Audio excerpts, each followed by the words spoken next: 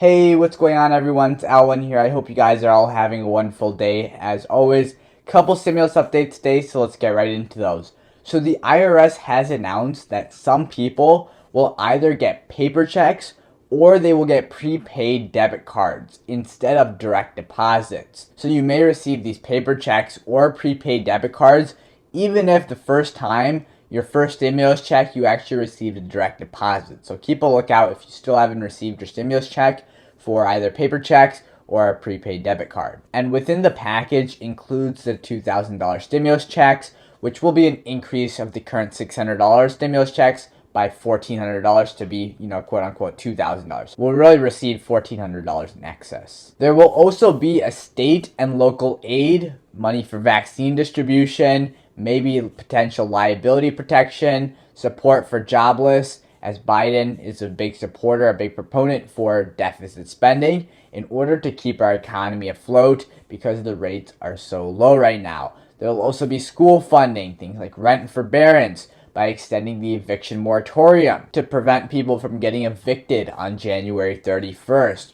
Also included may be mortgage forbearances, which could be extended, or they may add different types of loans to the plan in order to help or assist with mortgage forbearance. There also may be in the stimulus check, maybe we're not too sure, could be here, could be later, the $15 minimum wage, as this was a huge important in President Joe Biden's campaigning speech. They are still pushing for the $600 unemployment aid, up from the current $300, so essentially just doubling that. However, this is not what President-elect Joe Biden said exactly, but this is what other Democratic senators are saying. Biden continues to say the overwhelming consensus among leading economists, either left, right, or center, is that to keep the economy from collapsing this year, getting much and much worse, we should be investing significant amounts of money right now. Again, Biden said that more specific details of his plan will be released in the upcoming days. Joe Biden and Kamala Harris will be sworn in as president and vice president on January 20th. The Democratic senators who won the Georgia runoff elections will also be sworn in and situated, which could take until January 22nd, because that's the deadline in order for Georgia to certify the election results. Thus, we could expect by February that there would be the earliest time to expect a form of stimulus aid. The Democrats are on board with Biden's spending program. However, Democratic Senator Joe Manchin has spoken out against the checks in the past. However, he is just saying that he does not want to pass an untargeted bill, and he wants to focus the funding, all their attention, on vaccine distribution primarily. That's his priority. And then he would want a targeted bill to pass, not something where the wealthy people, people with the jobs, people in a good economic situation are receiving money that they don't need. He wants to make sure that the money these people are receiving will actually stimulate the economy and not just be used to pay off debt, to, invest the money in the stock market, cryptocurrency, buy options, buy real estate. He wants to make sure that people are spending the money in order to actually drive businesses, right? So he wants to start from the bottom and go to the bigger businesses at the top. That's why he wants a stimulus aid to people who are struggling, so they spend it on actual necessities, and those necessities will drive local businesses in the area, which will go up to bigger businesses who are manufacturing and supporting the smaller business, and the entire economy essentially begins to stimulate and grow in the year of 2021. However, on Friday, Joe Manchin stated that he does not believe that the $2,000 stimulus checks will create jobs or increase employment. If Manchin continues to not support Biden's plan, then President-elect Biden must attract more Republican senators to vote. We know that Republican Senator Josh Hawley has been supporting the $2,000 stimulus checks and was working hard for it in the past. He was the last one, even after Senator Bernie Sanders, who said, we'll take whatever we get at this point, whatever aid can be passed, $600, we're fine with that. No, Josh Hawley was fighting up till the last second, continuously fighting.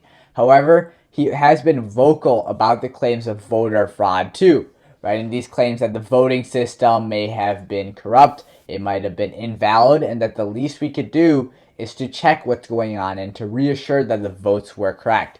This has put some negative light around his name, and there might be a little slight blame for his words. Now, why is this important? Well, he is considering running for the president in 2024, and he wants to make sure that he has a very strong reputation before President Trump leaves here. So he wants to make sure that he is supporting Biden's call for the $2,000 stimulus checks. Vice President Mike Pence is continuously being pressured into invoking the 25th Amendment in order to remove President Trump from office. He has been, pestered about the 25th Amendment many, many times by different cabinet members, by Nancy Pelosi, by many senators, and many also House representatives. A lot of people have just been begging him to invoke the 25th Amendment in order to remove President Trump from office.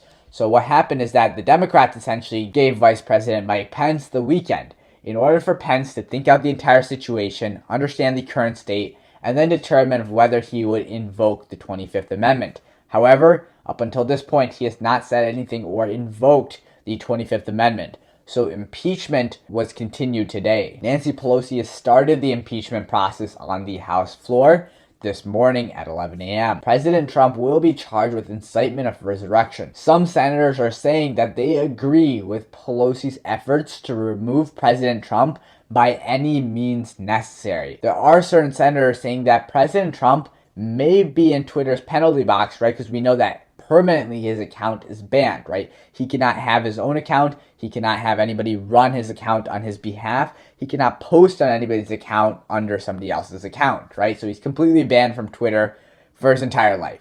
So it's a pretty big deal. Okay, they say he's put in a penalty box for Twitter, but he still has access to the nuclear codes. So there can still be a lot of disruption, a lot of violence that he could spur within this last couple weeks here. So some senators are very fearful of that, while others are just looking at it and weighing out the situation, because some people are thinking that, well, we don't want to spend all these resources, and at the end of the day, this might just spur a lot more violence. If we're looking to impeach him, get him removed for office, we should just let him have a peaceful transition of power so that once Joe Biden comes into office, he's gone, he doesn't come back, and there's no harm. Whereas other people believe that as soon as possible, we must get him removed from office so that further violence does not occur. So there's two sides to the table, a lot of different opinions, a lot of different thoughts going on. Not one side is wrong, not one side is right.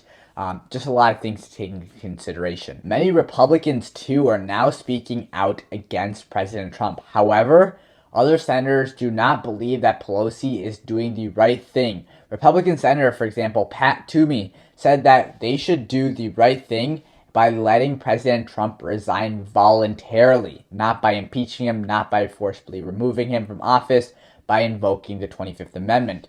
Toomey said that if he does not resign, it would be the best to wait out the next few days, since impeachment takes a few months, and that would not be worth the time and resources to start an impeachment proceeding at this time. If Pence does continue to invoke the 25th Amendment and remove Trump from office, like I said, this may lead to more violence with the pro-Trump extremist supporters. So there are always two sides that, all these, cabinet members, vice presidents, everybody has to take these things into consideration in order to look out for the American citizens. According to a poll, 56% of Americans believe that President Trump should be removed, while 43% believe that he should not be removed from office.